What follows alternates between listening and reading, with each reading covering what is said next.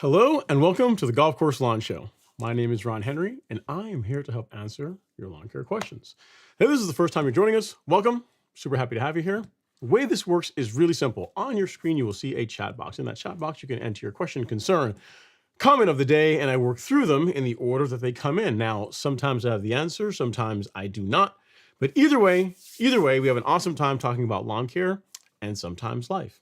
And now some of you have noticed astutely that tonight is Wednesday instead of our normal Friday night. I've got a commitment really tomorrow night and Friday night that I can't really get out of. So instead of not having the live stream this week, we're going to do it tonight. So it'll probably be a shorter show, a smaller show tonight. We'll see who shows up, how many questions we have. But I wanted to at least put out some content for you guys this week in case you guys had any questions. It's been crazy, guys. It's been crazy weather here in Northeast Georgia. It's been really been quite cold. Temps were in the 20s today, but I think it's 6 or 7 days from now we should get back on a warming trend. So confidence is high. It's definitely a cold snap, but it shouldn't be around for too much longer. Now, a big thing that you can consider for this time of year, even though it's cold, there's really not a whole lot to really be doing in the lawn as far as like mowing and fertilization, that type of thing. It's still a great time of year to sit down and really plan what you want to do to your lawn for the 2025 season. When it comes to things like top dressing, your core aeration, your nutrient program, if you're planning on doing any kind of renovation work, like now's a great time to begin putting some thought into when you want to do that. If there's any products or equipment that you have to get lined up, working to start getting that done so you can be ahead of the curve. Because what tends to happen, especially if top dressing is one of the things that you're planning to do, if you wait till the week before when you want to get it done, a lot of times stuff isn't available. When it comes to getting material, if you don't have your deliveries scheduled ahead of time, a lot of times you won't be able to get them in a time frame that is that suits your scheduling. So even though now is a quiet time of the year from a standpoint of us actually out being on the lawn. It's not a quiet time from a standpoint of planning. You know what I mean? So tonight we're going to talk about some things you can be doing this time of year, leading into the growing season that'll set yourself up for success. And really, there's two practices. And again, I spoke about this a bit last week, but it bears repeating because we always have new viewers on the live stream each time. And there's two big practices that are really important that will set yourself up for success come the following come this growing season. The first is really around weed prevention, right? So if you think about it, one of the most, at least from a standpoint, whenever we get phone calls or we get emails from customers, probably the most common questions we get around are how do I eliminate insert weed out of my lawn, right? And the second most common question is which fertilizer should I use on insert my grass type in my part of the country, right? And a lot of those questions or those two issues can be really addressed around this time of year, right? So from a standpoint of weed prevention, one of the most beneficial investments that you can make in your lawn care program from a standpoint of keeping weeds away is a product called Pre-emergent. So Pre-emergent is a type of herbicide that works at a different stage of the weed's growth life cycle. So before the weed actually emerges, when it's beginning to develop roots, Pre-emergent herbicide is a specialty product that helps eliminate the weeds, helps kill it before it can become a problem in your lawn. The nice thing about Pre-emergent is that compared to products to get rid of weeds after they are already in your lawn, it is far less expensive. So it's from a standpoint of something you can do early in the season that's going to do a lot for limiting the amount of weed pressure that you have in your lawn. Pre-emergent is really one of the best investments that you can make. You can, depending on what your application preferences are, you can do liquid pre-emergent if you want to have more control over or tighter control over application rates and have the ability to mix other products with it. And if you are someone that wants something that's a little bit easier, less less math involved, and you not the desire to mix other products or to make big changes to application rate, or not something that you're really concerned about, then granular pre-emergence is your option. So I can show you a couple of things that I'm talking about here. So if we go, let's see here if I can make this come up. Yeah, if we go to the golf course lawn store, go to shop, and then go to weed killer, and you go to our carefully curated pre-emergent section. So for people that want the easy button, either one of these, Prodiamine or Dimension, both these are available as granular pre-emergents. They're also available as a liquid, or Dimension is also available as a liquid as well too. We don't carry it as a liquid, but these are both excellent options for someone that wants an easy way to help prevent weeds in your lawn. For anyone looking for a liquid option for preventing weeds in your lawn, or a product that is sprayed as a liquid is probably a better way of saying it. We also have Prodiamine available in a wettable granule form. The product we're carrying now is Resolute 65, so great product, great price on it.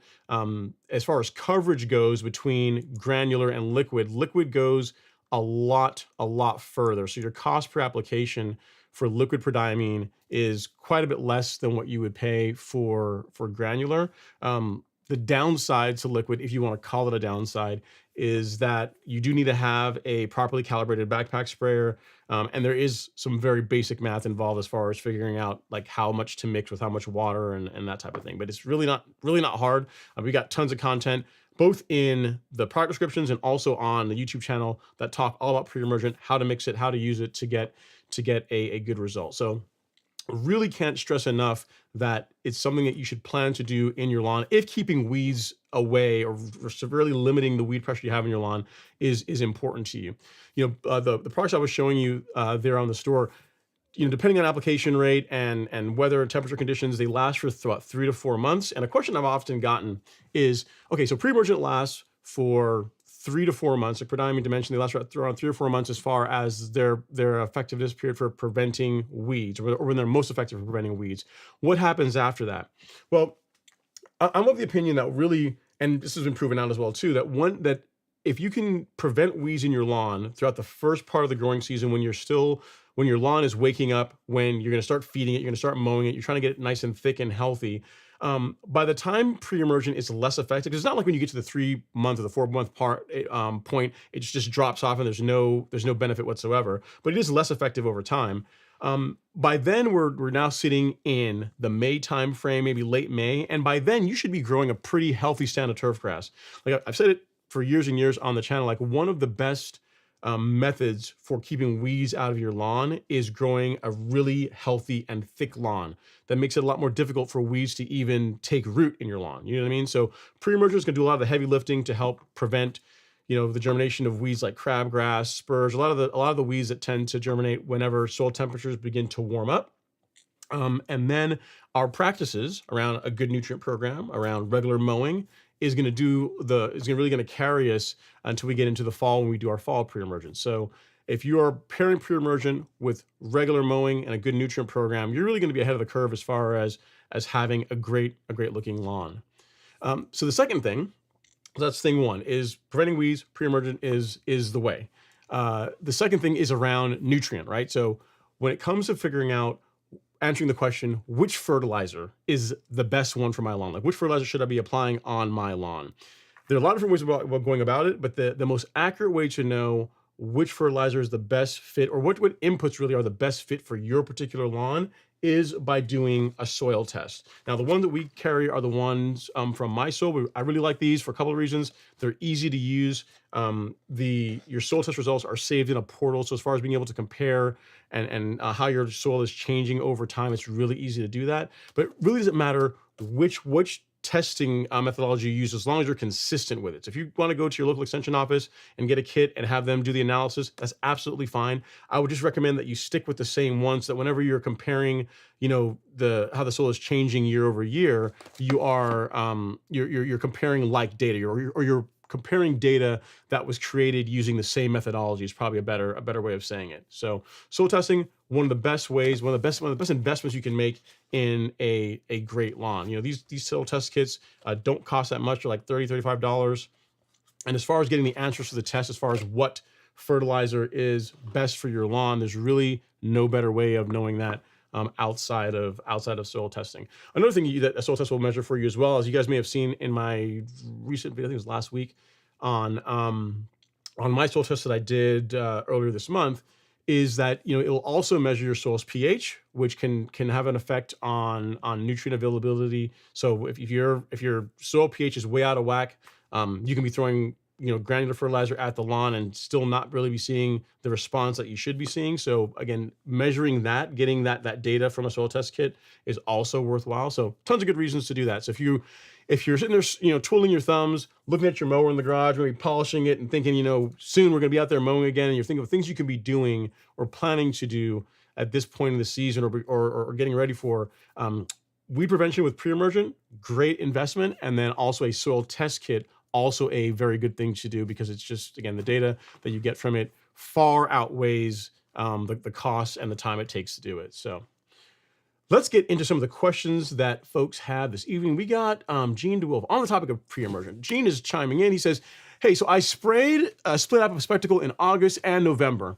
The 2nd of January, I sprayed Dimension 2EW. I plan to spray prodiamine 65 in March, dose for 6 months protection at 0.46 ounces per 1,000 square feet. I had a salad bar in 2023. I don't know if that's really necessary, Gene. So you put down spectacle, which is good. You did a split up of that. And then this month you've already done Dimension. Really, beginning of January, I don't know that you're gonna need another application of pre-emergent come March timeframe. You know what I mean? I realize you had a salad bowl last year, and that stinks. But a lot of what you've done between the fall pre-emergent app in the form of Spectacle Flow and then the pre-emergent application you've already done now with Dimension is going to do a lot to reduce the amount of weed pressure you have in your lawn. I personally don't really think that you need another pre-emergent app come March. I personally wouldn't do it. So what I would do is get a soil test done. What I would do is, whenever your lawn, I'm not sure what kind of grass you have, it's got to be warm season grass, usually Spectacle. So I'm going to assume Bermuda. So what I would do is, when your lawn begins waking up, you commit to a program of regular mowing, because if you're able to grow a really thick and healthy stand of turf grass, like, again, that's going to do a lot, coupled with the stuff you've already been doing as far as pre-emergent goes, for keeping your lawn weed free. So to answer your question, I personally wouldn't. I know that you may be suffering from some trauma based on all the headaches you had fighting weeds in the 2023 season. But I mean, that was a while ago, man. I mean, you didn't even tell me how 2024 went. So it was in 2023 you had the problem. all of last year, I'm assuming it got better. And now we're in 2025. And it sounds like you got your program worked out. You're doing Spectacle. You're doing a pre-emergent app, late winter, early spring. So I think you're in good shape, man. I don't think there's a need to do another one in March. As a matter of fact, like I said, I'd recommend against it. I wouldn't do that. So hope that helps, sir. Again, ultimately up to you to decide which way you want to go. But I personally would. I personally wouldn't. I just don't really think there's a need for that. All right. And you said weeds are gone, but still concerned about their seeds. Am I too heavy-handed with the pre-emergent on the Bermuda? Thanks for your comments. Yes. In my opinion, too heavy. You're being too heavy-handed. A split app of Spectacle is already going to probably would have already carried you well into February. You're ahead of that with your pre-emergent app that you've already done. So yeah, I think you're good, man. I really wouldn't do any more. I don't think you really need any more at this point. Again, the things that I would do: feed your lawn according to soil test data, and then also commit to a program of regular mowing. Like those practices. Again, here's the thing: it's far easier and maybe more fun, depending if you like mowing or not, to just throw stuff at the lawn. But you can't discount the value of regular mowing. Like, whenever someone asks me how to get an amazing lawn, how do I take a lawn that's like not great and transform it into a lawn that my neighbors are absolutely going to envy, I came up with like a 5-step process, and I'll actually show you here really quick. I made it as simple as possible. So you just click on shop and you go to our collection page and you scroll down to right here. So there's like 5 steps to getting an amazing lawn, right? 5 steps. The first one is eliminate weeds, which sounds like you're well on your way to doing that. The second is to do a soil test to help answer the question of which fertilizer is best for my lawn, and then fertilize your lawn based on the data you get out of your soil test kit. And then the 4th step, as you can see, it's mow, and mow more, meaning regular mowing at an appropriate height with sharp equipment. And if you do those things, you eliminate weeds, maybe using post-emergent herbicides originally, but then you use a good pre-emergent program, you feed your lawn based on the good soil test data, and you mow regularly, it is, I don't say impossible, but it's practically impossible for you to not get a great Santa turf grass. You could try to not have a good lawn, but it's really going to be tough to not have a great lawn if you're doing all these things. If you got rid of the weeds, you're feeding your lawn, and you're mowing regularly, you're doing stuff that most people don't do, especially step 4. Especially a lot of this. If you do a lot of this regularly, again, with sharp equipment, well-adjusted, it's pretty tough to not have an amazing lawn. So always remember, getting an amazing lawn is like getting, if ever you guys work out or want to get like 6-pack abs or get a really lean, but yet strong physique, chasing that directly is not really an efficient way to go about it. What you do is focus on all the inputs, focus on all the stuff that creates that, eating, in case of working out, eating a good diet, weight training regularly, doing compound movements, stuff that helps you build muscle so your body becomes like a fat burning machine. And then getting a leaner physique is like a byproduct of that. Getting an amazing lawn, same kind of process. Get rid of weeds, we get rid of competition from plants we don't want in our lawn.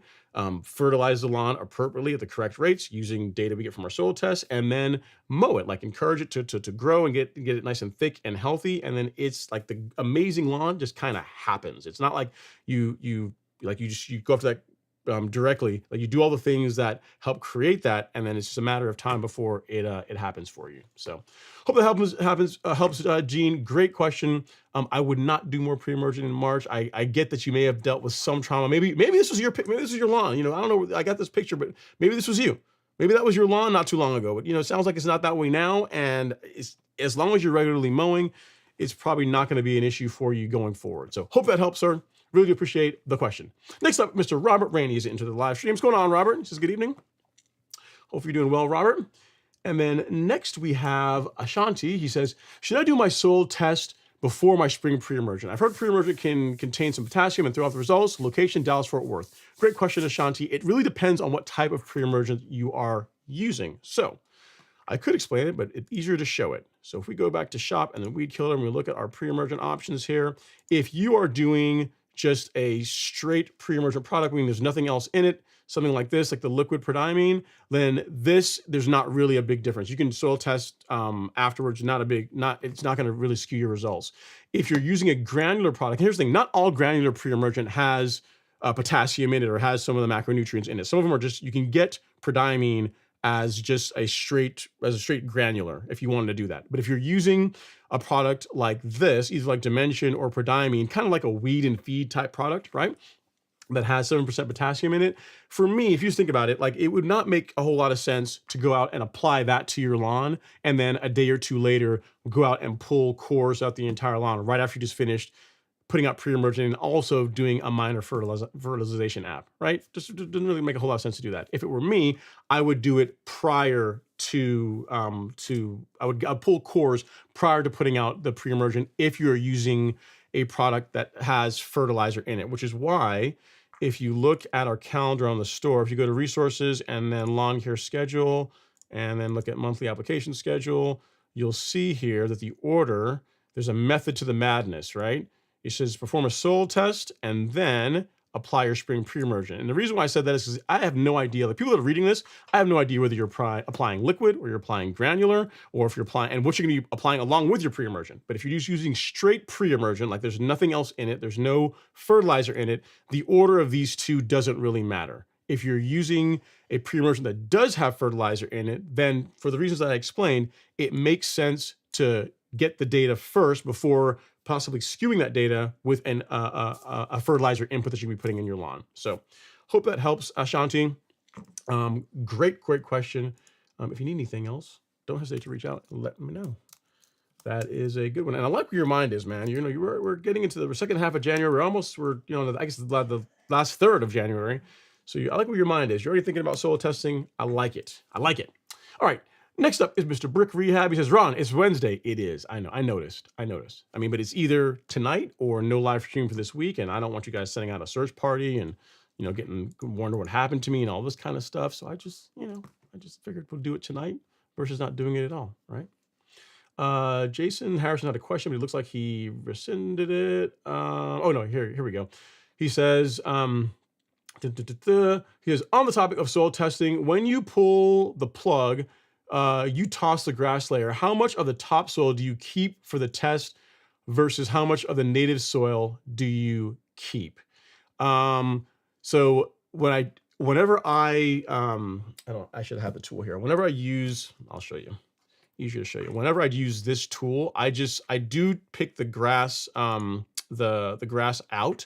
But as far as what part of the core I use, that whole thing goes into the bucket. Like the MySoil tool, like you can see the core extraction tool, it pulls a good 6 to 8 inch plug. And that whole thing really just goes in the bucket.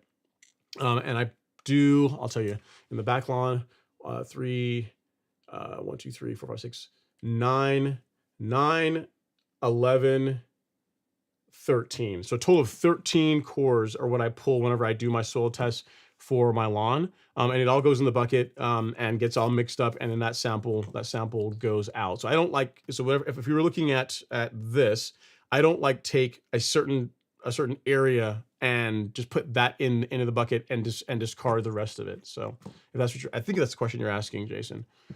So hope that helps. Next up is Emmanuel Jacob. He says, good evening, Ron. And Jason, and really for the reasoning behind that, to go into more into this, reasoning behind that is that like I'm trying to make it as simple as possible for people that are doing this. I mean, whenever you tell someone, especially that's new to lawn care, hey, you should get a soil test, already for most people that sounds intimidating. For someone like you, not intimidating, but someone that's brand new, you know, if you say, you know, yes, pull a core and take this segment of the core and put that in and send that in for the sample, and the rest of it you should discard. It's just too much, and I don't personally think that it's going to make a huge difference as far as the results from the analysis. So you want to make it as simple as possible to where it's not. How can I say this? It's not intimidating for people that are looking to take that step. It's more important that someone do a soil test than you pick a certain like aspect of the core to pull your sample or to test from. Because one, most people aren't going to be able to accurately do that, and then second, it doesn't make a huge difference. All right, next up is Emmanuel Jacobs. He says, good evening, Ron. What's going on, Emmanuel? Hopefully you're doing well. And the next up is True Gator Fan. He says, pleasant surprises. This battling below freezing temps. Yeah, man, it's cold. We got like flurries again yesterday. It wasn't even in the forecast. Like no one even said there was going to be a little bit of snow. We got like, surprise snow in Georgia, which is not good. Create all kinds of problems. Like they shut down school, like some colleges shut down. And then like, here's the thing. Here's how you know it's bad. Chick-fil-A delayed opening. All right. Like you want to know when it's bad in Georgia, if Chick-fil-A decides, we're not going to open up for breakfast. So I think my local Chick-fil-A didn't open until like 10:30. You know it's serious. So that should tell you all you need to know about how conditions were in the fact that Chick-fil-A wouldn't open for breakfast today. All right, next up is Higgy Pop. He says, hey, Ron, super cold here in Georgia. Have a great show. Thanks so much, Higgy. I really do appreciate it. For you guys that don't know, we always get different pieces from viewers. Like this piece here, this piece of art was done by a good friend of mine, Jacob. He's now in South Carolina. This is a joke that Robert has because he's got a terrible sense of humor. And then the American flag that we have up here, this was done by Higgy Pop. So he's just like woodworking, and he sent this as a gift to the channel. And every time I look at that, I think about you. So I really do appreciate that, Higgy. Thanks for coming by to say hello in the live stream. I really do appreciate all of the love and support. Next up is Real Rollers. They have entered the live stream. He says, dang, it's cold. Bring on the heat. Man, you tell me about it, man. I am ready. Normally I like a little bit of break. Lee, I like a little break in the season, but I'm ready to get going, man. I'm ready to get out there and start mowing the lawn regularly and getting after it. But yeah, this cold snap shouldn't last for too much longer. For you guys don't know, Real Rollers, they make the Revolution 26 reel mower, and they also recently launched the 20-inch. So if any of you guys that have smaller lawns, want something a little bit takes up a little bit less space in your garage, you have the Revolution 20, which will be shipping, I'm guessing, springtime. You have to call. Don't ask me. I don't know about delivery days. You have to ask the folks at Real Rollers. Call them and ask them. But pretty much it's like the 26, which I love. I still think for under $3,000, brand new reel mower, it's really tough to beat the Revolution 26. It's like that, but smaller. So there you go. Next up is Robert Raines. He's got my soil test back this week and everything checked out. Game on. I'm not surprised. I'm not surprised, Robert. I'm not surprised. I'm sure your soil test data is right on point. I'm sure you're good to go. All right, next up is Adam Stark. Says, hey, Ron and crew, hope all is well. I'm glad I subscribed to get notified, and I appreciate you subscribing, Adam. He says, what pre-emergent are you using? Why you gotta ask these personal questions, Adam? Maybe I'm not ready to release to reveal what pre-emergent I'm using. Well, maybe I'm not. I don't want to talk about that just yet. Actually, I'll show you. I'm gonna be doing prodiamine. Surprise, surprise. And I'll be doing liquid because that way it also gives me a chance to make some content for it for you guys. Like pretty much every year I do a video on pre-emergent, even though it's been done a bunch of times, but I'll be doing it again this year. Why? Because I don't like weeds in my lawn, and folks need help with keeping their lawns weed free. So hence a video on pre-emergent. But yeah, if you go to the pre-emergent section under our weed killer section on the Golf Course Lawn Store, this is what I'm going to be applying. Prodiamine, the water dispersible, the wettable granule. Water dispersible granule is what I'm going to be going with. That's what I'm going to be applying here soon. So I appreciate that, Adam. Thanks so much for stopping by and asking the question. And now, actually what's linked if you're on YouTube anyway, what is linked on YouTube is the pinned comment. That is what I'm going to be using for pre-emergent on my lawn.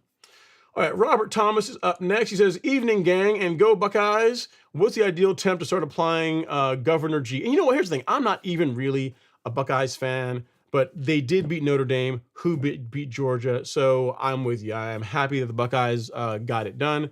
At least Georgia was avenged to some extent. And hopefully next year we'll be able to do better.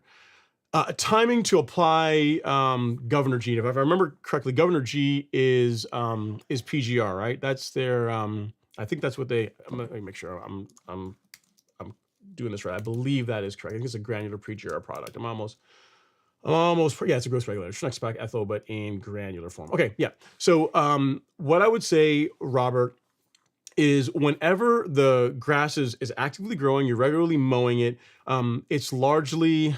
It's all woken up, and I'd say pretty much the lawn has grown in. So in Georgia, that tends to be April-ish time frame. Like this last year, I was able to get started a little bit earlier. I was able to go out at like mid-April with my growth regulator. Most times I tell folks end of April, early May, because that for at least the Southeast anyway, that puts you in a good spot to where your lawn's going to be fairly well grown in before you start using growth regulator. I've never used that particular product. I've never used a granular PGR on my lawn. So you have to read the label as far as any tips or tricks they have around application. But for Primo, But for Primo and a new EZ, which is an awesome combination, if you get a chance to use these together, produces amazing results. Really, really like it. That's what I'm going to be doing this year. For me, it will be either the middle of April towards the end of April is when I will start introducing growth regulator to my lawn. Great question. Great question, Adam. We were a little bit off on that, but I'm glad that you are. Sorry, great question of Robert. You're a little bit early on that, but I mean, you know, I get it. You wanna do your planning, and that is important. All right. Next up is Joseph DeQ. He says, "Hey Ron, this is my first year using a greens mower. Well, first of all, congrats on the greens mower. You didn't tell us what you got. Normally, there's a point deduction for this, but because you got a new mower, we'll clap it up for you. We have to acknowledge the fact that you are stepping up your lawn mowing game, and I like it. Because I'm afraid that I might damage my reel, scalp my yard. Do you have any advice? My plan is to use the rotary mower and then go back at it with my reel mower." Yeah, so a couple of things, Joseph. That's a good question.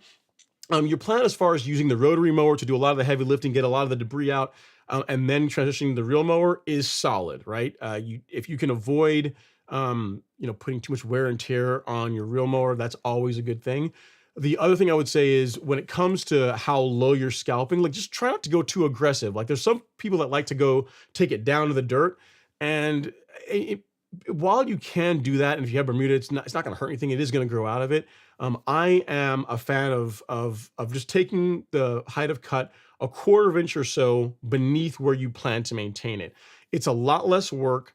Unless you're mowing your lawn very short, you're going to keep the mower out of the dirt, which is going to put less wear and tear on the reel and bed knife, and which is just overall just going to be beneficial. And you get, in my opinion, a lot of the benefits of scalping with that earlier green up, less trash and debris in the lawn, without a lot of the downsides of being too aggressive. But your plan, as far as going with the rotary mower first and then moving to the reel, A-okay. I like it.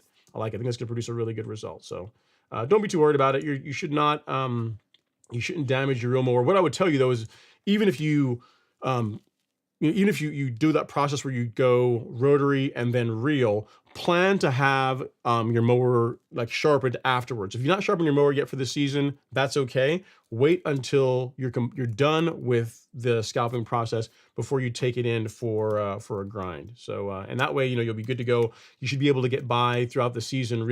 Again, depending on the kind of grass you have and how disciplined you are as to only cut grass, not run into other stuff. You should be able to get by with maybe one sharpen throughout the season or just backlapping it. So yeah, but I would do that. I would save the sharpen until after you are done with your scalping. Great question, sir. Really do appreciate you chiming in. And next up, we got Mars Beads, who says, "Good evening, everyone." What's going on, Mars Beads? Miss Fescue Lawn Extraordinaire. I'm glad to see that you're doing well. Hopefully you're staying warm. And then next up is Emmanuel Jacobs. He says, "Hey Ron, because of the cold snap, I have been covering my ornamentals with moving blankets at night. How long can my ornamentals last under a blanket before they start dying? Thanks." It's a good question. So here's the thing. I don't have an experience with that, Emmanuel. I've never really covered up any of my ornamentals with a blanket. I wouldn't leave them covered for extended periods. I mean, if you want to cover them at night and then take it off during the daytime so they can get sunlight, I think that would be a good plan. They might be able to go longer than that, but really, for most parts of the country anyway, its temperatures are coldest when it's at nighttime. So if you want to cover them, again, going in the evening and then pull them off in the morning and just repeat that cycle, that especially at least at times of the year when the temperatures are really cold, they should tolerate that just fine, but I wouldn't leave them covered for days and days and days on end. There might be some ornamentals that can deal with that. But I think it's just better to allow them to get sunlight when the sun's out. So hope that helps, sir. Next up is Nick Crabtree. He says, "I'm sure the label says, but how long after granular application would it be safe for the dogs to be in the yard?" Good question, Nick. So really when it comes to really any granular product, I mean, they're unless the label says otherwise, you're able to apply the product, typically water it in, and then once it is watered in and the lawn is dry, you can re-enter. So if you look at most of the services around here, when they go out and they put out like a granular fertilizer or lime, or most of them do liquid pre-emergent, but for the few services that do a granular pre-emergent, They'll put a sign on the yard saying it'll say, keep people and pets off the lawn. Well, first it says, please water in within 24 hours of application, and then keep people and pets off the lawn until the following day. So really you want to water the product in, allow the lawn to dry, and then they can re-enter. Make sure you do a good job watering into it, gets down in the soil profile. But yeah, it's not really an extended period or anything like that. Kind of like whenever it comes to when I spray fertilizer on the lawn, if I'm spraying like growth regulator and biostimulants and everything else, like once the lawn is dry, you can go back out there. But until then is when I would avoid it. And yeah, I got what you were talking about pre-emergent, Nick. But yeah, the same thing. Apply it, water it in, and then wait till the following day, and they can go out, because by then it will have dried. All right, next up is Good Man's Journey. Good Man's Journey. And actually, Nick, let me save that question, because I'm sure someone else is going to have that, and why not repurpose it so that we can help other folk out, right? All right, next up is Good Man's Journey. He says, Ron, what are your thoughts on spring seeding just to fill in patches in Ohio? Which month would be ideal for April or March? Okay, so given that you're in Ohio, I'm guessing you have cool season grass. That's a common thing for folks to do in the springtime, assuming they got like some winter kill or some other damage they're trying to recover from.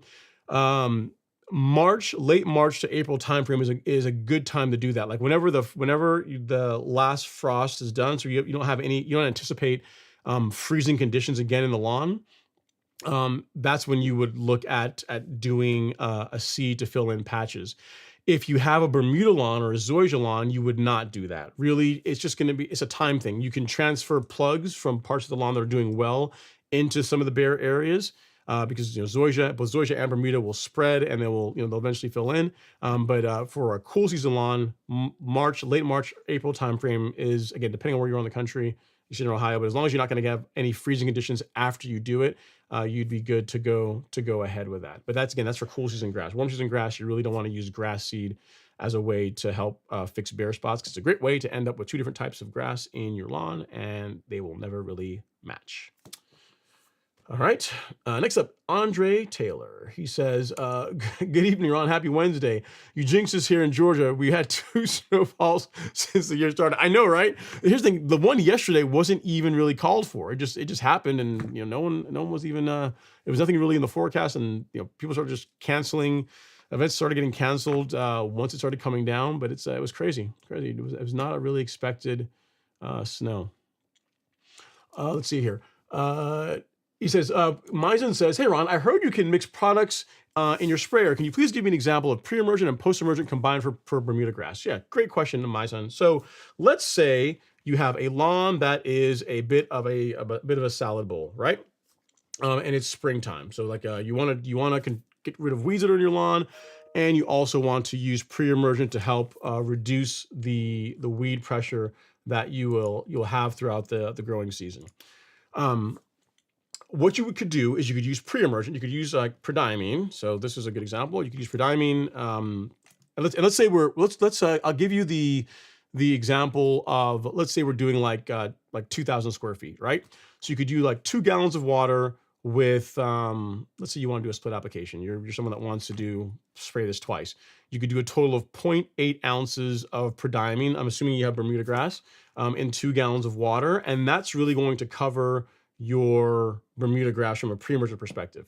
And then for the weeds you currently have in your lawn, right? So to use a post-emergent herbicide, which herbicides you would use depend on the weed you're trying to control. If you're trying to control broadleaf weeds, what's an example? Like something like henbit would be a good choice, would be a good example. You could use Celsius for that. That would be an excellent choice. And then if you're trying to control some of your more grassy weeds, it's a little bit early in the year right now for sedges, but as far as like grassy weeds like Poa annua, then you could use Certainty. So you could use an appropriate amount of Celsius. So if you're going out at the higher rate, like 0.226 ounces of Celsius, there's a marking on the cup for that, in the same 2 gallons of water. And then for Certainty, if you're trying to control Poa annua and you're going over 2,000 square feet, you would use, on the low end, 2 of the large scoops, up to 4 of the large scoops over 2,000 square feet. So the one thing I'd say when it comes to mixing pre-emergent herbicides along with post-emergent herbicides, if I were spraying a lawn, if I were controlling existing weeds, I would definitely use surfactant with it for best results. Whenever I'm mixing post-emergent herbicides along with pre-emergent, I omit the surfactant. So this, I would not use spreader sticker along with this. I mean, and I've tested this on my neighbor's lawn, not Alex, several years ago when they first moved in. Their lawn was a bit of a salad bowl. The previous owners moved out, so there's a period where there was like no lawn care service and nothing, no one really taking care of it. And that spring, I did exactly what I'm telling you about. So it was prodiamine, Celsius, Certainty to help clean up the broadleaf weeds in the lawn, help get a pre-emergent out, and also help clean up the Poa annua, and it worked really well. Granted, I didn't use surfactant; it probably would have performed even a bit better. But as far as like that concoction of prodiamine and then a couple of post-emergent herbicides worked great. So yeah, Maizen, there's not really a lot more to it than that. As far as, yeah, one more thing I should say. As far as the spray tip that I used, so I opted to go with the flood jet spray tip. So you can go with if you're spraying the post-emergent herbicides, like say Celsius and Certainty, just by themselves, like all you were doing is just trying to control weeds that are currently in the lawn, like a finer droplet spray tip like this makes a lot of sense. It's a better choice in my opinion. If you are doing something where you're doing like a combo, in my opinion, the pre-emergent, like if we had to optimize for one or the other, I tend to want to optimize more for the pre-emergent application more so than the post-emergent, because we can always go back and if we need to spray Celsius and Certainty again. But the pre-emergent, really it's around timing, right? Like you want to get the pre-emergent in the soil prior to average soil temps being in the mid 50s. And using the proper spray tip is a good way to ensure that happens. So the other modification you would make outside of in addition to not doing surfactant, would be to use the again the flood jet spray tip. Like using this would be what I would go with if you're spraying pre-emergent along with your post-emergent herbicides. And again, I just gave the example of Bermuda grass. If you had a cool season lawn, you can still use prodiamine, but obviously you would use something else like a 3-way or tenacity or sedgehammer. Depends what you're trying to control in the time of year when you're trying to control it. All right. Hopefully that helps, sir. Next up is Ryan Contento. He says, "Hey Ron, hope you're doing well. Getting excited for the season. Can be putting down the di-5 here before we know it. I like it. I like it."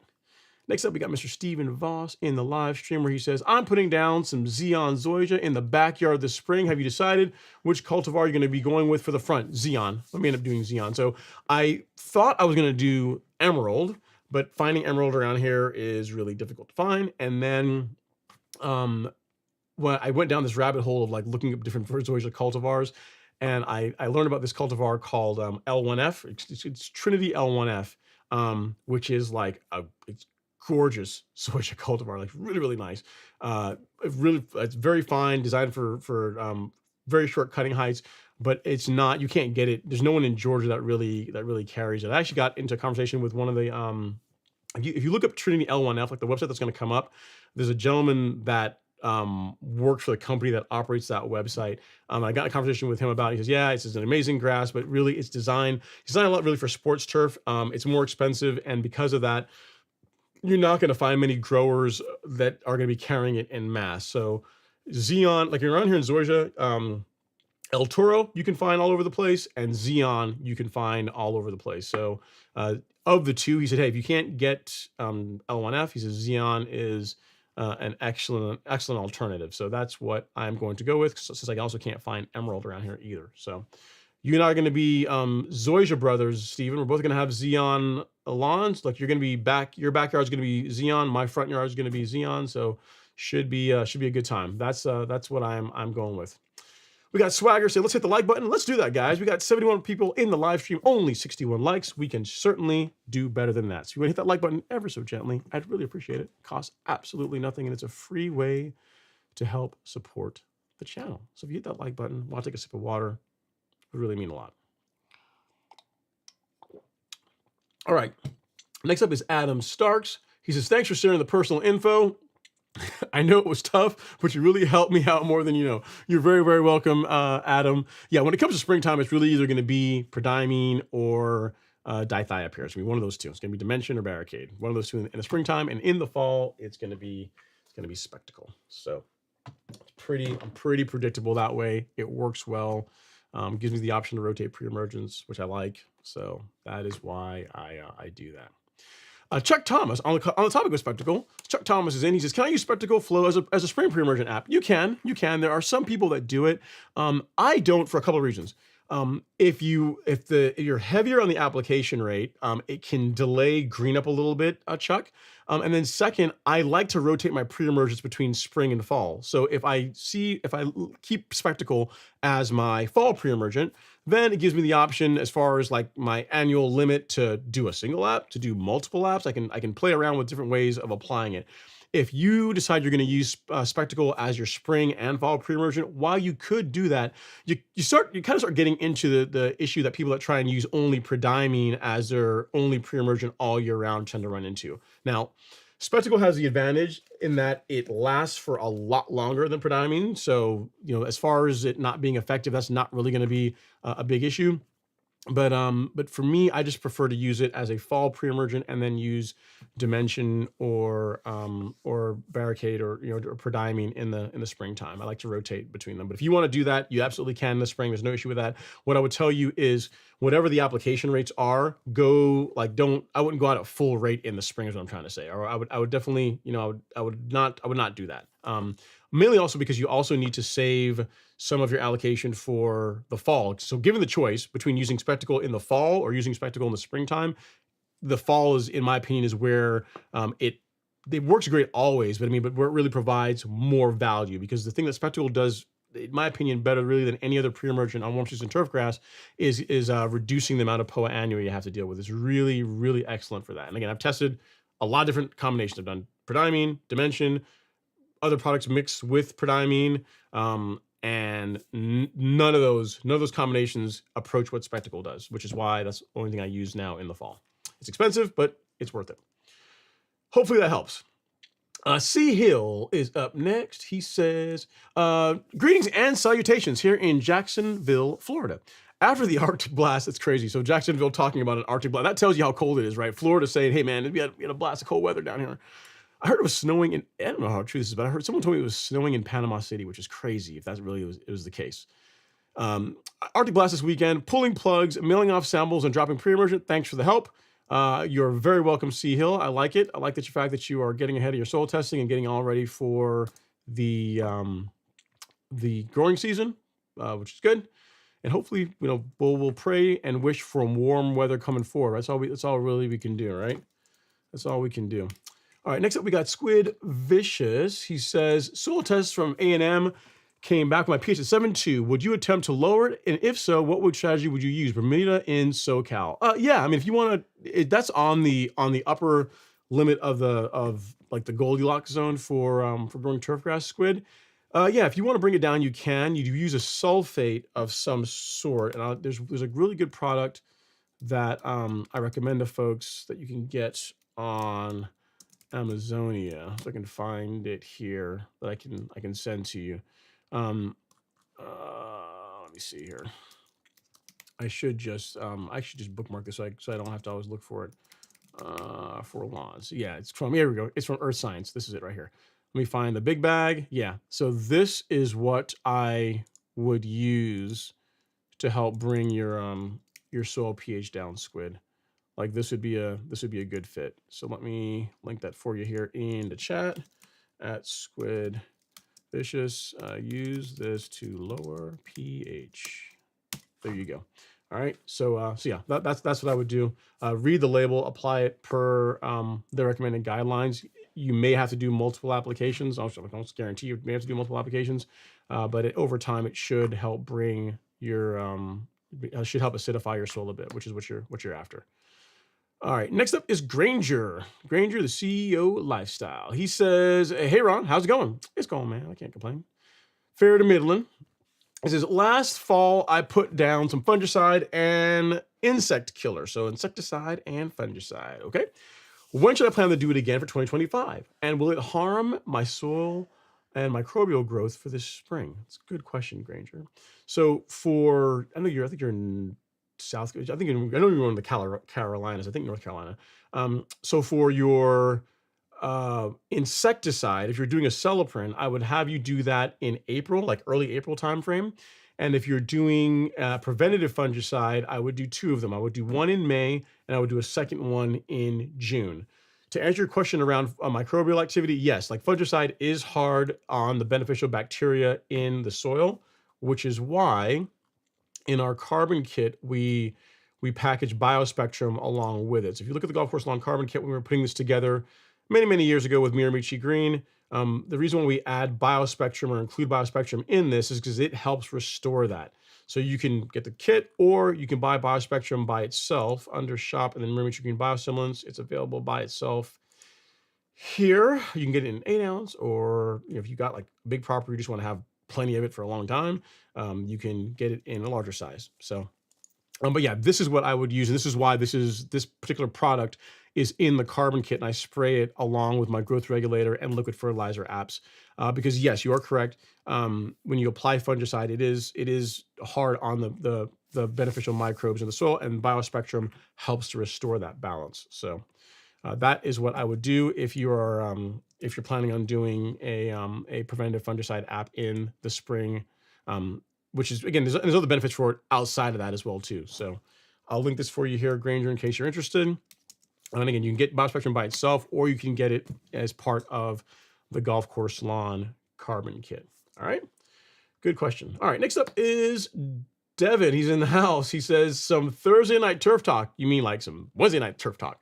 He says, sweet, I just ordered this Toro 60 volt blower. Okay, hang on a sec. Before we go on, some new equipment has entered the chat, so therefore we must clap it up. Must clap it up. Must clap it up. Got to do it. Got to do it. All right, it's good.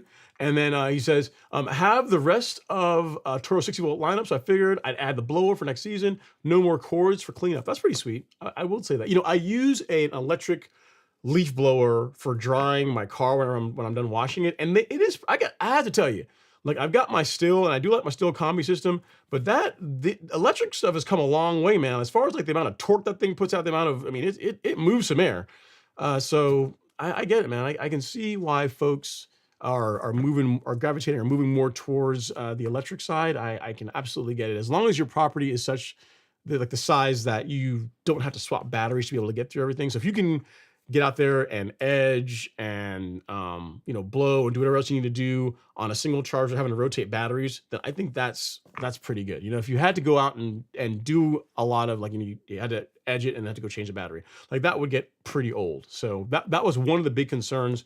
Like, when I got the Owlet C27, I wanted to ensure that I could easily get through, like, mowing the entire lawn without having to change batteries. And I can cut the entire lawn. I mean, the batteries are losing a little bit of capacity, but I can cut the entire lawn twice without having to change batteries. So, mission accomplished, which is that's a big thing. As far as it being similar to gas-powered mower, I don't have to. It's not like I'm having to stop in the middle of it to go out and change stuff, which is kind of cool. But nice, man. Congrats. And then Robert Rainey says, I wish it were Thursday, Devin. Yeah, man, it's Wednesday night.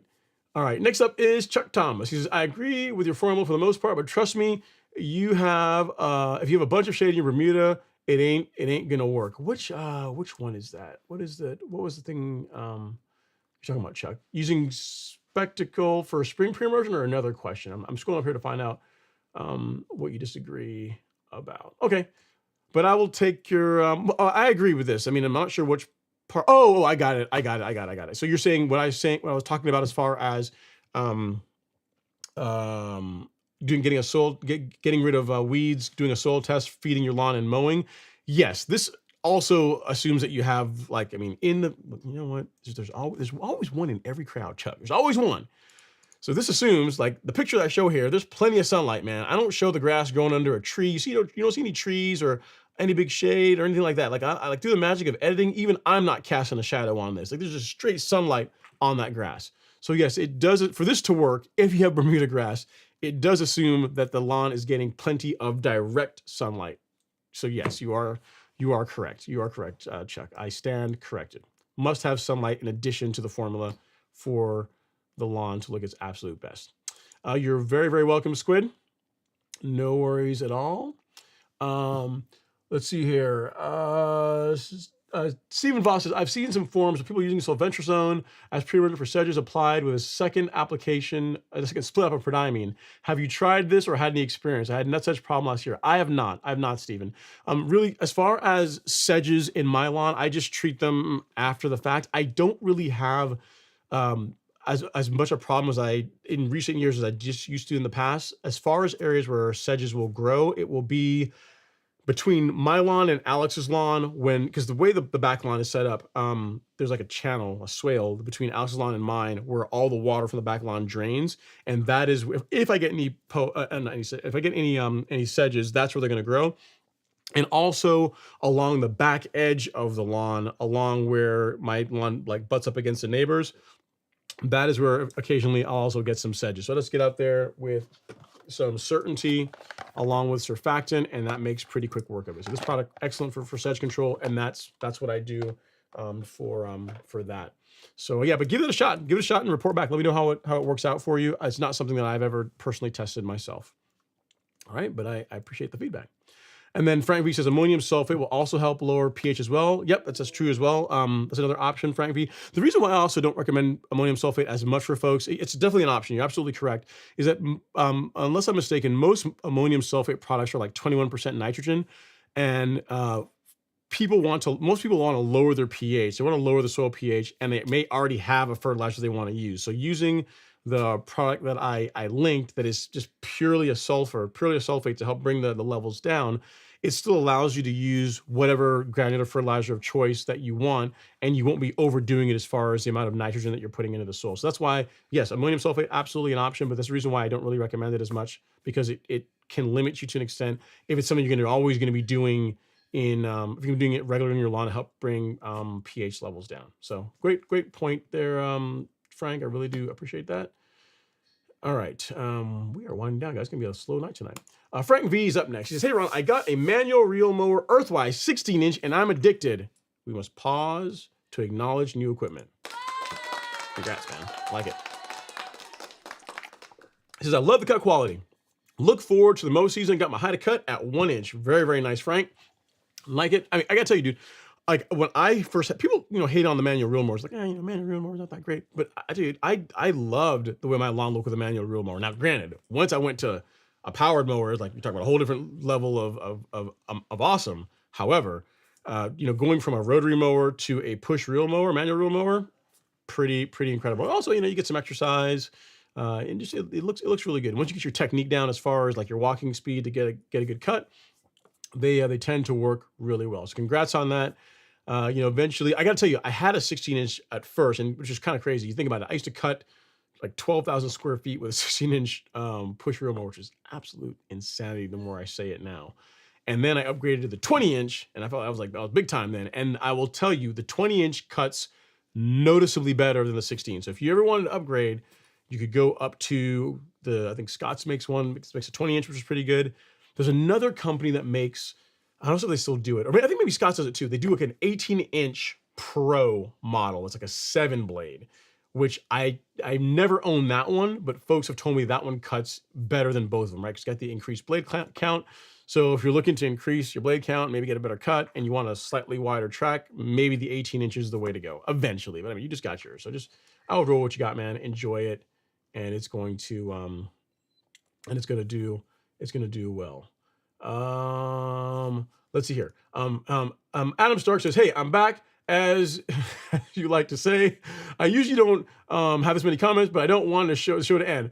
Can you mix pre-emergent with warm water to help it dissolve better? Don't boot me off. No, man. We're moderators. Adam, get him. He's causing trouble again. No, just mess with you, Adam. I've never done that. As far I don't know if it dissolves faster or better with warm water. It might, but I've never done that. I've just used the water that comes out of the hose, just tap water, and it works fairly well. The big thing with prodiamine anyway is you really want to spend time like agitating it really well. Like I've done it both ways where I've taken like a paint mixer bit attached to a drill, use that to get it suspended. And I've also just done like, the more DIY way of just like shaking the living bejesus out of it until it gets all suspended. Either way can work, but you are going to want to do that and I want to say keep shaking it, but what you won't want to do with prodiamine is you don't want to mix it, shake it, get it all suspended, and then like set the sprayer down and walk away for like 20 minutes, and then go come out and spray the lawn. It will settle. So you really want to shake it and get it suspended as much as possible. And then once you've got it well mixed all throughout the water, you got it well blended, get out there and immediately go spray the lawn. That's what I would tell you. I've never used, but I've never done warm water with it. I've never mixed warm water with it. And I don't know how well it would work. I've not tried that to know. I've not tried that to know, Adam. So, but give it a shot. I mean, I wouldn't put like boiling water or anything. I guess if you went like, I don't know, like lukewarm, it's probably okay. But I've not, I've been doing this show now. We're already in the 4th year, going like trending, steaming towards the 5th. And I don't know that I've ever had anyone ask me that question as far as using warm water to mix their pre-emergent. So it's probably not that common. I don't think it really would necessarily hurt anything. But I've never done it myself to be able to tell you. But what I will tell you is that you do want to keep the prodiamine suspended, because it will settle the tank if you don't do that. So hopefully that helps, sir. Just get out there and mix it accordingly. And here's a little trick too. A good way you can know whether you've got it mixed fairly well is put a little bit of blue dye, a little bit of turf mark in the tank, because when you do that, you'll turn it from yellow to like a bluish green color. And if there's any little pockets where it's not mixed well, you'll see that in the tank. You'll see like a little like yellow area that's not quite blue or greenish as well as yet. So another advantage to using a marker dye for when it comes to spraying and seeing how even your coverage is also when you're shaking the tank and wanting to see, hey, am I well blended? Is if it's all bluish, greenish all throughout, you're fairly well blended. If you still got pockets of like yellow, you need to shake it some more. And as far as a trick I would also give you, Adam, is what I find is that if you say you have a 4-gallon sprayer, I would not fill the sprayer all the way up with 4 gallons of water, add the prodiamine, and then mix it that way. It works better if you fill the sprayer, 3/4 of the way full, to where you've got, I don't know, a gallon or so. You get a little bit of an air pocket there for the water and for the prodiamine, for the product to kind of move around and kind of get integrated together. And then I will top it off with water to finish filling up the tank, and then give that a shake. So get it suspended, get it mixed with kind of like an intermediate mix that's a bit more concentrated, and then add water to finish filling up the tank. If you watch any of my videos on mixing prodiamine or mixing pre-emergent, I do that in it, but it's worth, in case you want to watch the video and you just want the tip, that is something else I'd recommend. Don't fill this backpack sprayer all the way up and then add your products to it and then try and mix it after the fact. And really, we're talking about pre-emergent, but that really applies to anything. Like if you're mixing Primo or liquid fertilizer along with it, or biostimulants, really put like 2/3 to 3/4 of full of water in the tank, add your products, put the cap back on, get that well suspended, get it shaken up to where it's all suspended nicely, and then you can finish adding water to it to the desired amount, and then again, give it another shake, and then you should be good to go at that point. So that's a little tip as far as helping you make mixing pre-emergent and really any products in a backpack sprayer that much easier. Frank V says spectacle is labeled for sedges and worth a shot. Yeah, man. And then Frank V says, yes, be careful with ammonium sulfate. Yeah, I mean, it's got nitrogen in it, so you just got to be careful. And again, most people do not use that as their fertilizer for the season, right? They typically want to apply something else, which is why I tend to not really recommend it as much as using like a sulfur product all by itself. All right, Mel Allen has entered the chat. He says, hello, folks. I'm late, but I'm here. Enough respect, Ron. I appreciate that, Mel. Thanks for coming by to say hello. And then he says, I love my Fiskers 18-inch reel mower. Yeah, man, Fiskers, they make a good mower. I've not owned one myself, but the folks that have them, I've only heard great things. And it's funny, that mower has a pretty cool following in like the modding scene, right? Like I've seen a couple of people that have taken those and converted them to electric. Like they've hooked up like a chain drive, an electric motor. Who did it? There's a guy in I think it's VH. Oh, what is his name, man? I used to mess with him all the time. I used to call him Captain Crabgrass. VH something, but he used to come in the live stream a lot. And he did that. He's like a really handy guy. He built like his own aerator, and he also built he took his Fiskers reel mower and converted it to electric. So it's a cool mower if you want to run it as a manual push, like, the manufacturer intended, you can do that for a while. But if you ever want to decide to add some power to it, I'm sure there's blueprints, but there's probably some forums online that you can check out that will tell you how to go about doing that if you decide to do that kind of stuff. I mean, you got to be pretty handy if you want to, but yeah, I don't see that for the Scots or the Earthwise. I don't see any of them for that style of mower, but for the Fiskers, you see quite a bit of it. So just something to think about if you ever decide you want to play, And then Harper's Knitter says it works great. I use warm water for everything. Cool. As far as mixing or getting product suspended, cool. I like it. And then next up is Designs by Hand LLC. He says, Ron, why much? I guess you're saying how much. How much would it cost me for you to dash for the season, the growth of the grass, and the shipment of my revolution to make here through the shipment process? LOL. Okay, so you're asking me if I can Thanos snap and get us into the spring, make your mower appear, get your grass to grow the way you want it to grow. I mean, if only I had that power, Designs by Hand. If only I had that power. If only. But unfortunately, I do not. And think about it. You know what? You say you want that. You say you want me to be able to go Thanos snap and make it happen, right? You want that to be able to happen. But really, do you want to? Because part of it is the fun of earning it, right? Part of the fun of it is getting out there and working in the lawn and putting your products out and mowing and just learning along the process. And it's getting the exercise. Like I always say, like grass. The reason partly why I'm attracted to lawn care and turf grass so much is similar to martial arts, right? In the sense that it's never perfect. And if it is, it's not perfect. It's never perfect, and it's never perfect and if you do get it looking really nice, it's not forever. You know what I mean? So you can do a form over and over and over and over and over and over again. And every now and then you can do, especially when you're like training for a tournament, you can string it all together. It all comes together. Your stances are on point. Your focus, your snaps are all good. Everything is looking really good. But it's a constant process, a constant grind, and it's more like the grind is more important. Like the chase is what's important. Like I always tell you guys, if you ever watch my live stream for any period of time, I always say like my lawn really looks its best. Like I'm only happy with it like the last couple of weeks of May into like the first part of June. So like 3 weeks out of the entire year is when I walk outside and I'll be like, man, I don't care who you are, but that is a good looking lawn. There's about 3 weeks out of the year when I get that. And then before that, it's working its way up to that. And then after that, it's working its way out of it. Now, here's the thing. For most people that sit by and watch it and look at the lawn, while it's green, most people will look at it and say it looks incredible. But, for me, I like, you can tell when you work on your lawn enough, when it's looking its absolute best. When it's magazine cover ready.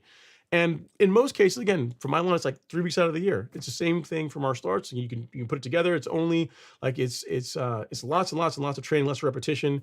And for that one time when you're competing, and you hope that it all comes together to where like the judges can literally see the person that you are fighting when you're doing a form, right? And grass is like the same thing. So that's why I like it so much. It's a similar thing. If you could, so I say all that Designs by Hand to kind of wrap it all around, put a bow on it, is that if I could Thanos snap and you could just have an amazing lawn that would just never ever go away, then people won't care about amazing lawns anymore. You know what I mean? Like the only reason why it's a cool thing is because it is hard. It is hard to do, and it does take a lot of work. So even though you think you want that, I don't think you really want that. So, all right, moving on. Next question is from Mel Allen. He says, oh yeah, those mods are crazy, referring to the mods to the Fiskers real mowers. I agree. And then Frank V says, real mower mods and real CNC does electric conversions. Okay, cool. So there's a company, I guess, that does it. Nice. Very, very nice. And then Miles says, I like it the way it is, manual style, man. There is something to be said for that. I got to tell you, like, there is something to be said for the simplicity of not having to get gas, not having to choke the mower to get it to start, not having to go get batteries out and, swap batteries. Literally just take it, if you hang it on the wall, take it off the wall, go out and mow the lawn, blow it off, and just hang it back on the wall. There's no, like, it's just you power, right? There's nothing really to have to do other than just cut the grass, which I get it. I get it. It's a simpler time. Mark Luna is up next. He says, yo, hope all is well. I can't complain, Mark. I'm hanging in there. He says, hard freeze in Austin the last few days, ready for spring. Yeah, man, my parents were visiting in Baytown. They're in Texas. If you know where Baytown is, it's like city. It's near Houston anyway. And they were saying they were getting like snow flurries in Baytown, which is pretty uncommon. So it's definitely a cold snap that the South, the entire nation's seeing, but even further south than normal, we are getting really cold weather, but it's not going to stick around for too long. It's not going to stick around for too long, right? Should be going away here soon. All right. Next up is Mr. Robert Rainey. He says, I guess I got some new electric equipment this week too. The Steel HSA 26 trimmer for my perennial PRG planter. What pray tell? I got to Google this. What is a Steel? It's probably something, you know what? I hate looking at stuff that Robert shows me because it becomes expensive. I hate, he's like, hey, go check this out, man. And let's see, what are we talking about here? Oh, like a head, like I get it, like a a little, you know what? Actually, you posted this in the academy, you know, and that's not that expensive. I actually need one of those. I don't see, it's already happening. I don't need one of those. One of those would be really handy for my little zoysia planter that's on the table, because I get it there with the scissors, and I don't give it the treatment that it really deserves. Man, I might need something like this in my life. I might need something like this. Again, Robert, you strike again. And they're not that expensive. Comes with 2 attachments too. I mean, it's practically a bargain at that price, right? Actually, you guys can't see what I'm talking about, right? So this is what Robert is referring to. And I get it, man. One of these would be kind of cool. One of these would be kind of cool for the little grass planter on the back. I mean, you got the hedge trimmer, which I don't really need that, but see this, that guy right there. I could get the top nice and even with something like this. And this is kind of cute, man. It matched my rest of my steel stuff. 150. It's not too bad. Again, Robert. See, cost me money. I'll have to see. I'll have to think about it. Save my pennies. We'll see. All right. Next up is Gerald Jennings. He says, you know what? Actually, we got to clap it up for that. He got some new equipment. I like it. Double-sided. Does it come with both blades, or is that an extra? I need to stop looking at this. This man's going to end up. Anyway, okay, Gerald Jennings is up next. He says, Ron, should I verticut my dormant emerald zoysia before pre-emergent? So if you're doing it from a standpoint of just thinning it out a bit, like instead of scalping, it's up to you. You can.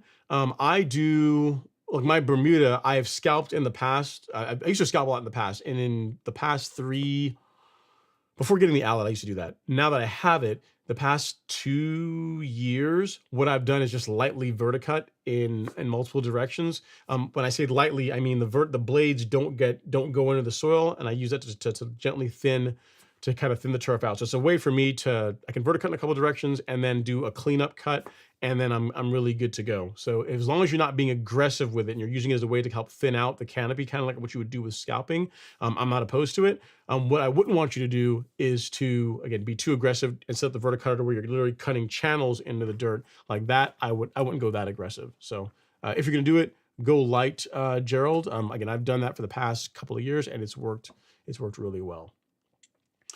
All right, Maxine H is up next. She says, hey, Ron, I am in Georgia.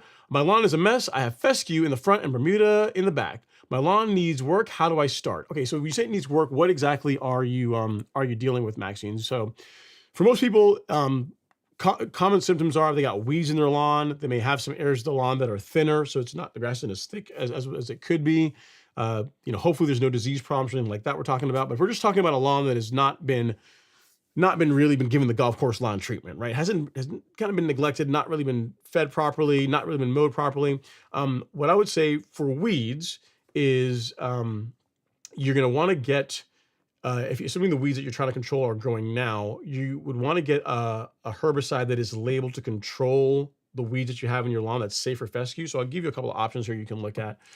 If you go to the golf course lawn store and you go to shop and then weed killer, we have options for cool season grass. Yeah, the medium filter for that. Yeah.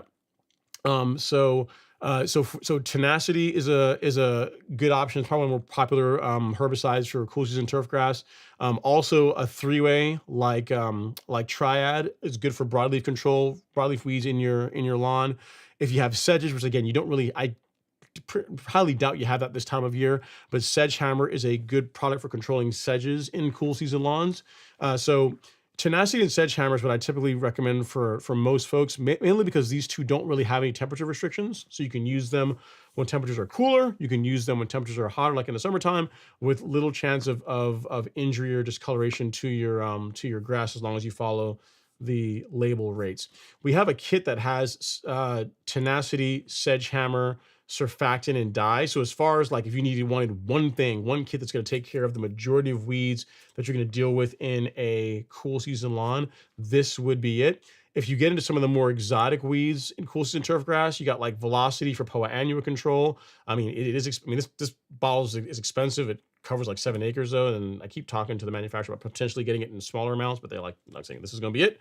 So for Poa annua control, Velocity would be an option, but really this is where you'd want to be. Like this is a good basis to be able to control majority of the weeds in your lawn. If you got some crabgrass, again, Tenacity will work well for crabgrass.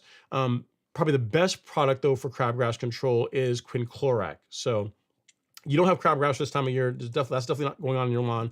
But if say you don't do your pre-emergent, which I know you're going to, but let's say you don't do your pre-emergent and you get into the summertime and you have some crabgrass, quinclorac is as far as like herbicides for controlling crabgrass in the lawn, it's really, like, in my opinion, it's really one of the best options. So between the Tenacity Sedgehammer kit and quinclorac, you really should be in great shape for covering the majority of the weeds that you would face in a cool season lawn. So it takes care of weeds.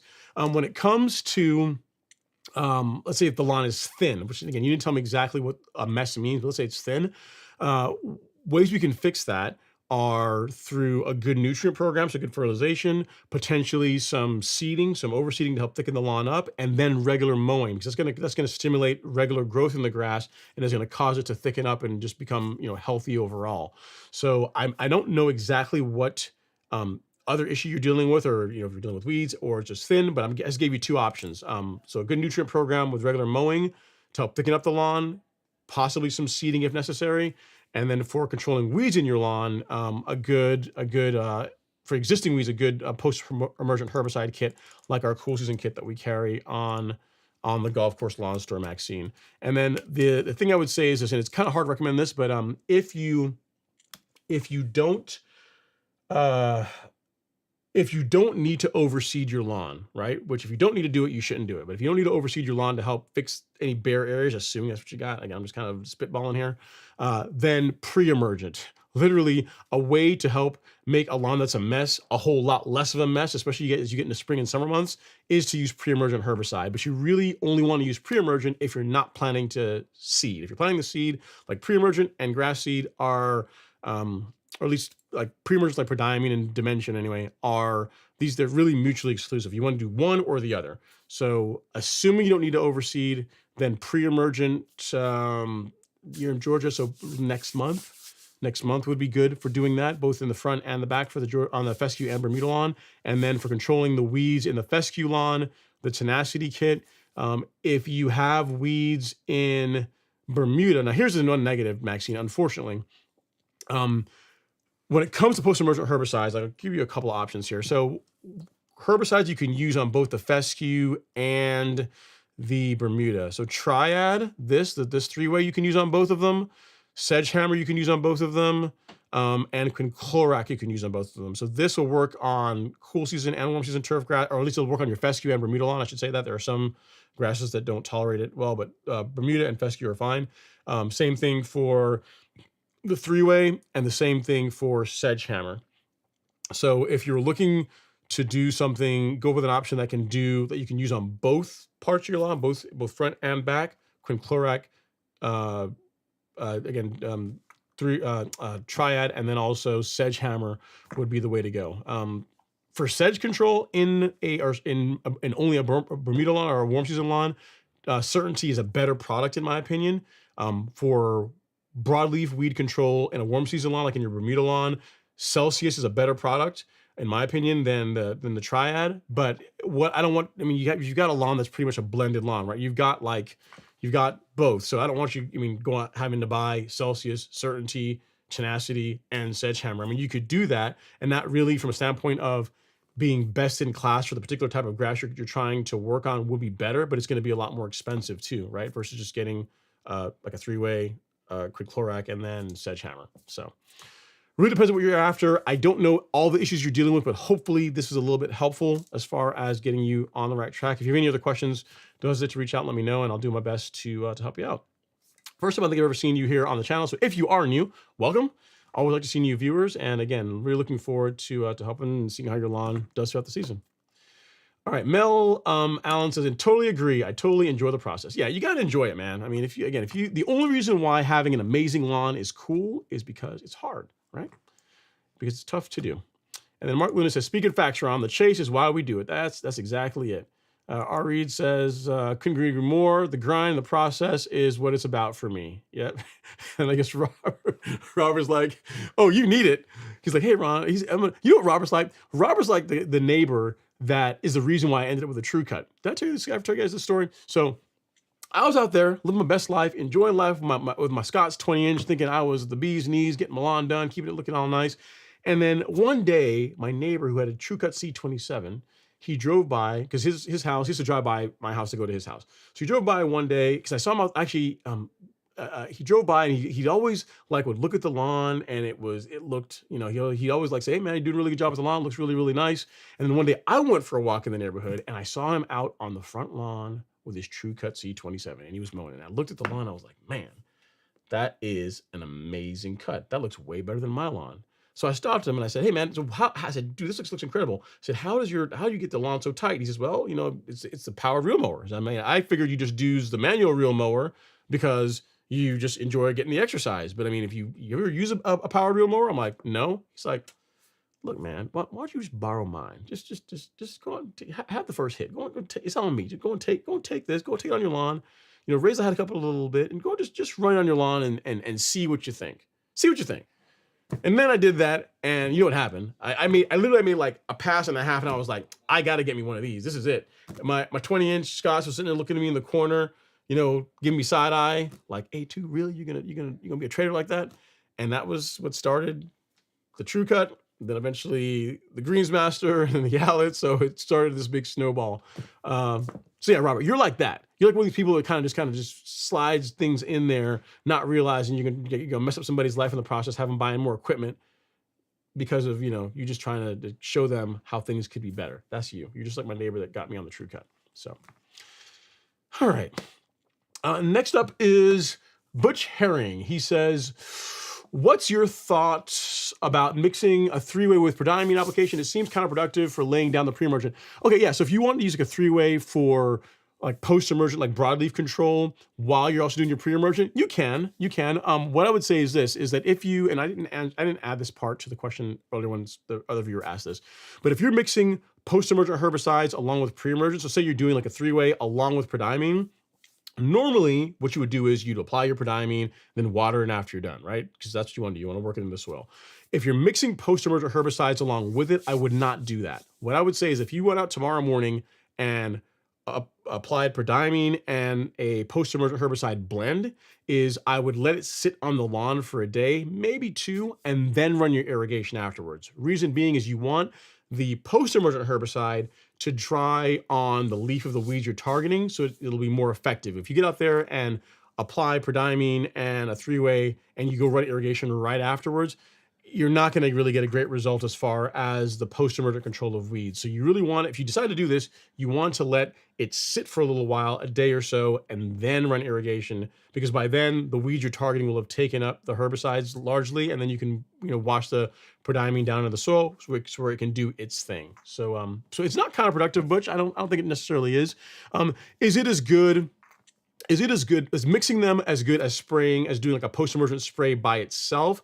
I would say no. Like, it's better if you get the time to do it, to do your post-emergent spray separate from your pre-emergent spray, because then you can use the spray tip that's really designed for spraying post-emergent herbicides, like a finer droplet spray tip.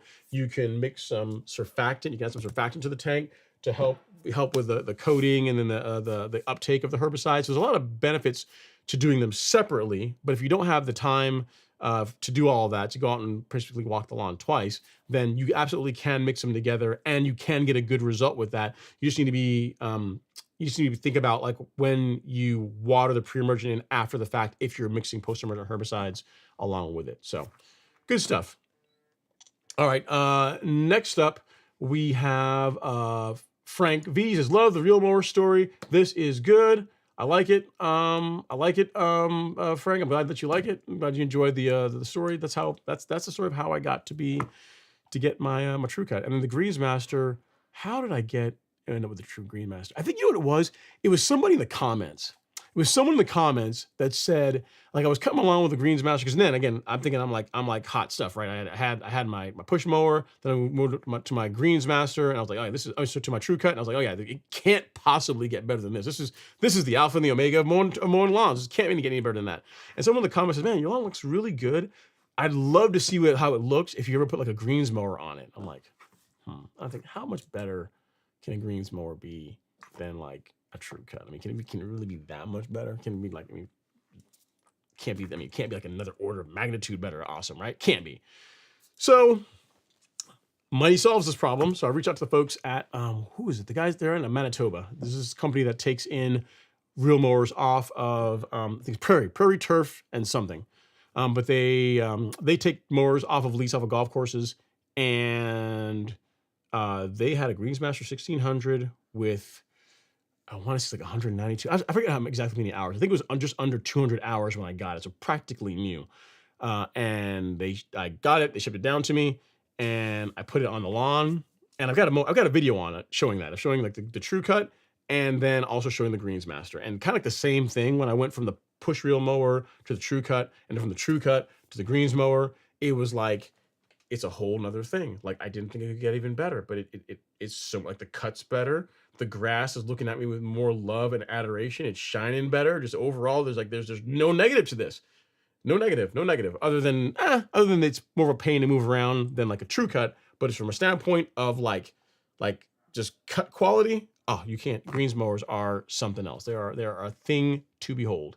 Yeah. And then as far as like modern mowers that I've used, I'd say the Owlet stripes better than any other mower I've ever used, mainly because of the weight.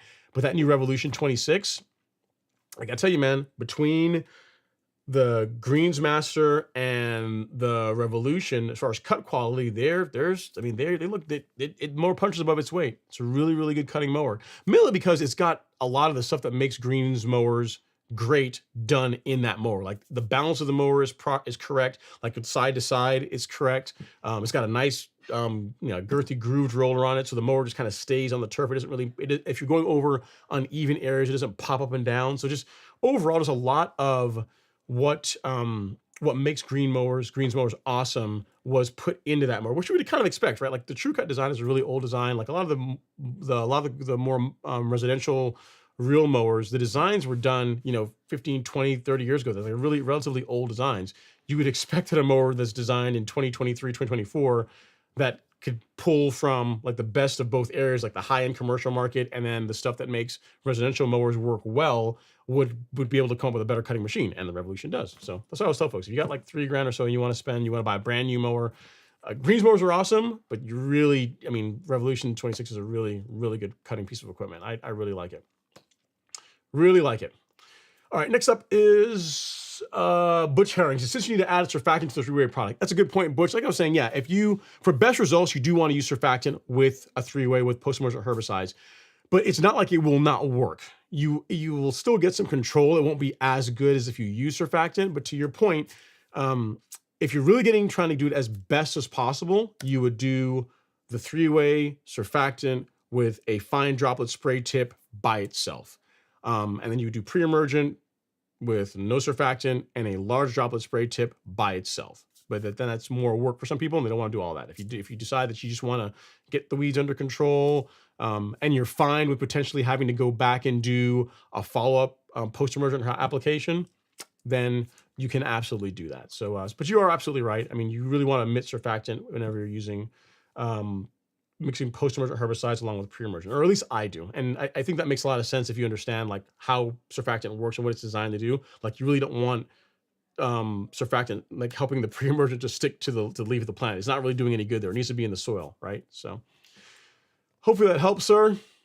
Great point. And then Joseph Duque says, how did you get into YouTube? Great question. So a lot of it started out as me just documenting the process. So when I started working on the lawn, that's why I always tell you guys to do this, is that I wanted I wanted to have like a catalog and like a library of how the lawn changed over, over the season, over the years, things I was trying, things I was learning to do, things, mistakes that I made. I just want to have like a way to kind of document it all.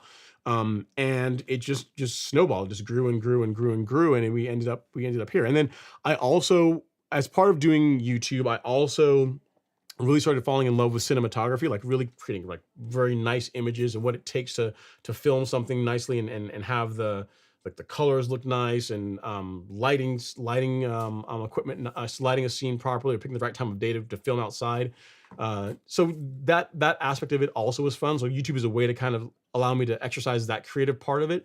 I haven't been doing as much of that this past year as I would have liked to, mainly because also the golf course lawn store has been growing. So it's just, this takes a lot of time. That takes up a lot of my time. So that's why you haven't been seeing as much of that type of content as I would like. I'm committing to doing more of that this year.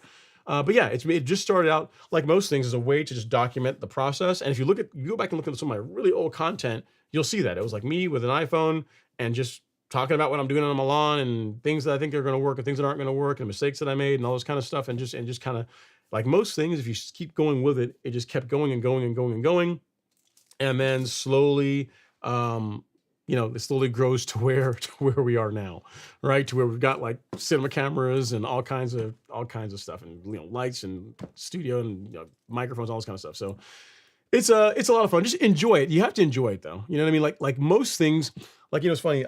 Someone was asking me like, how do you get good at anything in life, or how do you get how do you excel? I'm not saying that I really excel at YouTube, because I'm not really, compared to most people, I'm actually not that great at it as far as like growing the channel. But like, how do you get really good at anything is you have to become a student of it, right? You have to be like, I was telling a graduating class from Georgia State when I was the acting CISO for the city of Atlanta. And because they would come in and they would, graduating class would say like, they want to pursue a career in information security. And they always say like, it was like an hour-long session with me, like ask the chief, like what questions do you have? And I always tell them the best practitioners in the information security space, and I really you could say the best practitioners really in any field, really in anything, right, are people that are students of the game. People that are not just only into just like the book knowledge, not just the fact of understanding that if I do this, I get that. It's trying to understand why it's that way. You know what I mean? Like it's trying to understand, like when it comes to like filming, you could just get your iPhone out and go out and film a video and it would look good. You gotta get like a camera and put it on automatic mode, all the automatic settings, and get a fairly decent image. But when you go and you start to investigate like how aperture works and why lighting is important, why lighting really is probably the most important thing when it comes to filming content, and having it look nice, and like what makes images look nice, why movies are shot the way they're shot, and how movies are lit the way they're lit. Like you just really become a student of it. That's when you get really good. You know what I mean? So that's what you look at. That's what really separates people that in any field that have like a lot of academic knowledge but don't necessarily do a whole lot with it, versus people that maybe don't have as much formal training but are just truly in love with the craft and are always pursuing ways to try and get better at it. You know what I mean? So YouTube is very much the same way. The lawn, everything that I do with lawn care is very much the same way. This is why every year I tend to experiment with things and try different concoctions. I talk to other turf grass professionals, like folks. A lot of times I'll talk to manufacturers and ask them, hey, what are your thoughts about mixing like these two products or using them at this rate? I know the label, you guys will say like once per month. What if we took it and we cut it in half? Would that create more consistency? And that's how I ended up going with like a new EZ and Primo and doing that last year. And it worked absolutely well, right? So you could just say, I'm just going to use Trinexapac ethyl and that's going to be it. But like, the question is always kind of what I always said, like it's not just getting an amazing lawn, it's the chase. Like it looks incredible, but could it be just a little bit better? How can I get just a little, the colors a little bit better? Can I get it just a little bit more even? Like how can I do that? How can I play with things to get it just a little bit better? And that commitment to always trying to make things a little bit better is what's going to help you do, again, amazing at anything. I mean, so all right, moving on is Frank V. He says, the Revolution 20 is the next for me or the Allet Ego mower, but the price tag on that though. Depends on what you want, man. I mean, I haven't priced the Allet lately, but I mean, it was last time I looked, they were like almost $6,000 they're like 5,500 last time I looked for just the mower. And then you get all the cartridges and everything. So it depends on what you want. There are some benefits to being able to have a verticutter. It's really nice having a verticutter, having a turf rake. There's definitely some advantages to that. I guess it's just the cost of it, right? You have to decide whether or not that's a fit for you. Depends on your budget, whether it works. You know, you can always take the American approach. Why not both? There's always that, right? All right. Next up is Robert Rainey. He says, it's worldly going from a residential reel mower to a greens mower. Best feeling ever. It is. And also, you know, the thing is, it's just built like a tank. Like I haven't used I mean, I think Lee at Real Rowers has a John Deere. I've not mowed with it yet, but like the Greensmaster and also like the Owlet, they are like, you pay for, I mean, some of the money you're paying for is just the weight of this thing. It is built like an absolute tank. It's just solid. You can tell it's designed to just run and run and run and run and run. And it's pretty awesome. So yeah, there is that. Stephen Thompson says, Ron, going with Pre-emergent, WDG this spring instead of the granular. I use Spectacle Flow, so should I do one full app or split app rate? Dallas Fort Worth, Tipway 419. Up to you. Up to you. I do a single application, and you know I get some hate for that. Some people say, "Oh, you should do split apps." Whatever serves you best. You can take, what I'll tell you is this, Stephen, you can take the limits, since you're doing Spectacle Flow in the fall, you can take the annual limit for Pre-emergent, which is 0.83 ounces per thousand, and you could cut it in half, and you could do an application now, and you could do another, well, not now, you could do another one, like say in February's time frame, and do another one in late March, early April if you wanted to. Or you could do what I do, which is I apply it one time, at the higher end of the application rate, around 0.8 one time, and that has worked well for me for a number of years. So it really depends on what you're trying to achieve, where you are in the country. If you're in Florida, like you're in Florida, like south of I-4? South of I-4, then maybe doing split apps makes sense, right? Because Florida, the weather's warmer for a longer period for a lot longer out of the year. So perhaps getting an application in there later in the spring to help extend that coverage makes more sense. Here in Georgia, I've had awesome results just doing a single application early in the season. And that's at the higher rates, and it's worked well for me. But it's really your call. Either way will work well. I can only speak from experience for what I've done, and which is single app, high rate, and it performs well. All right, Frank says, what's the difference between a residential versus a greens mower? The build quality, like everything is just heavier duty is one thing. The way the mower is balanced is better. So both front to back and side to side, greens mowers are well balanced, because if it's like more weights on the right side, it's going to cut like more lower on, it's going to cut lower on the right than on the left, and you can't have that. So they're just, the way they're set up is better.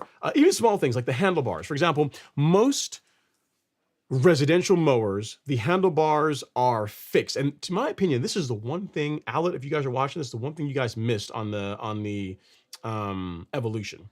So having the handlebars being fixed, like hard mounted to the frame, is one way to do it. It's frankly, it's an easy way to do it. But the way that Toro does it is better. And what they do is the handlebars go, there's like a single mounting point, like a bolt that or a pin on each side that holds the handlebars to the frame. And there's like a rubber grommet that the handlebar can move around in. So it's almost like a little rail, a little guy that it can move in. So what that allows you to do is, as the mower is running over the surface, as it's following little undulations in the turf, like it's moving up and down on the turf, like the handlebars will stay relatively still, and the mower can just kind of follow the turf, which produces a better cut. Versus when you have the handlebars hard mounted to the frame, if you're putting inputs in as you're mowing along the lawn, like again, if we're talking about small amounts here, but the mower can slightly come off the frame, off the turf a little bit. You might put a little pressure on it. It might dig in a little bit more. So again, we're splitting hairs here, but this is why, you know, Toro and John Deere, like they are the kings of cut. Like I also say kings of cut. They do really well too, but Toro and John Deere, literally, it's like, how do we build the best piece of equipment in the history of the universe for cutting turf grass? That's the only, that's probably their only mission. When they go in there in the room, in the design room, they don't think about like cost, don't really care. Like literally, how can we ensure this machine produces the absolute best cut, bar none? And like even small things like that is what they put into it, because it does matter. What else? The ease of adjustment. So adjusting the reel to bed knife tolerance, right?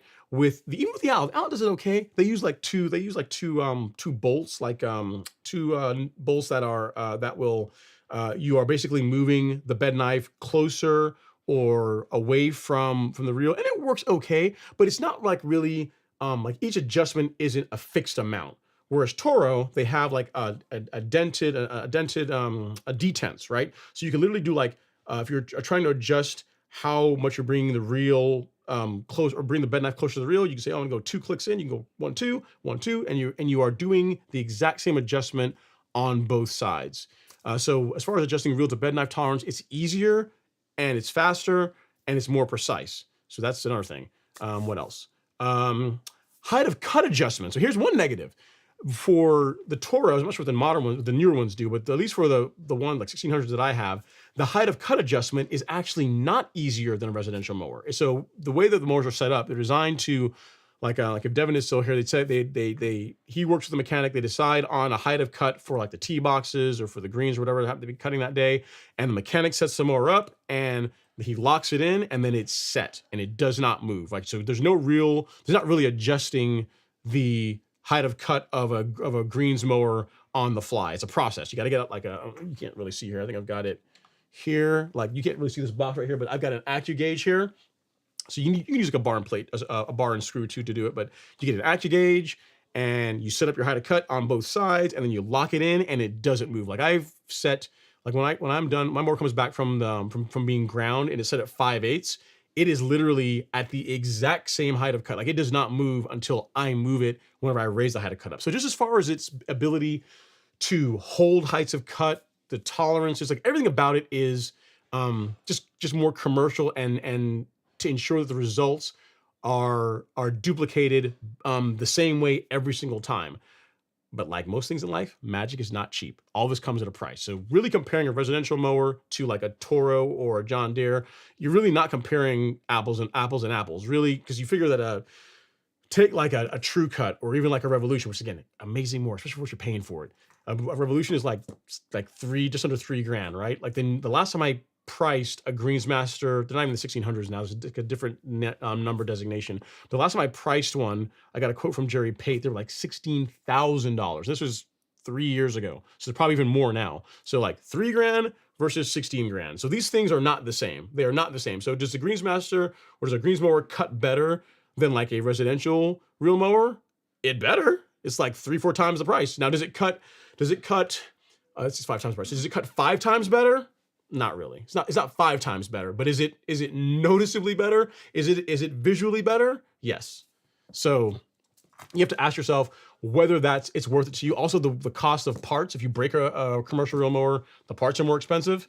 So you have to ask yourself whether that's worth it to you or not. You know what I mean? But as far as like the absolute best cut, bar none, it's really difficult to beat a greens mower. I would argue that my Greensmaster 1600 is the best cutting mower that I have. The Allet Stripe's better, but as far as like just a cut quality, the Greensmaster is better. You know, another point here is that the Allet rep was telling me like Eastlake, which is where I think they host a tour championship here in Atlanta every year, right?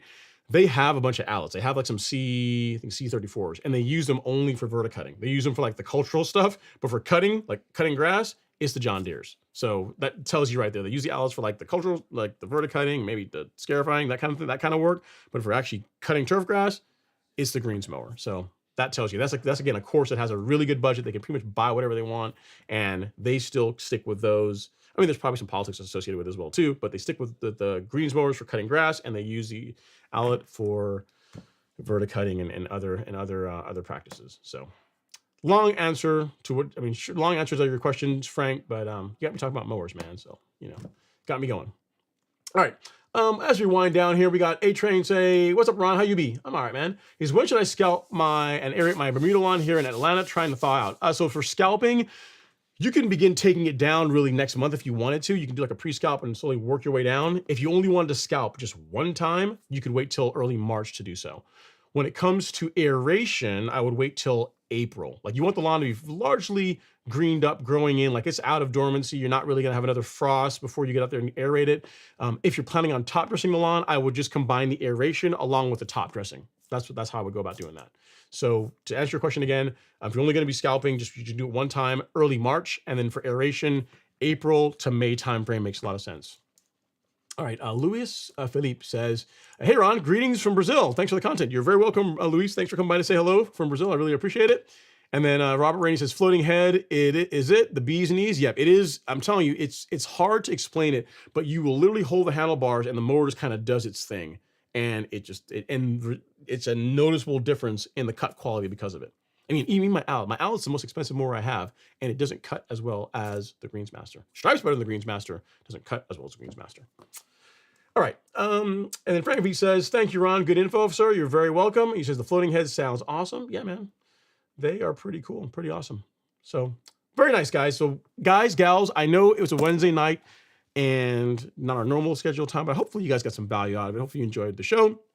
Really appreciate you guys taking the time to come and hang out and say hello for a little while. But next week we will be back to our regular scheduled programming. It'll be the 31st, I believe, which will be Friday night, 7 p.m. Eastern here on the Golf Course Launch. We'll talk about your questions. Hopefully we'll be having some warmer weather at that point to where you guys can start thinking about your pre-emergent applications if you're in the Southeast, and get ready for an amazing, amazing season. Again, thank you so much. I really do appreciate it. We've got prodiamine, pre-emergent, soil test kits, all that jazz in stock to help you create a lawn that your neighbors are absolutely going to envy.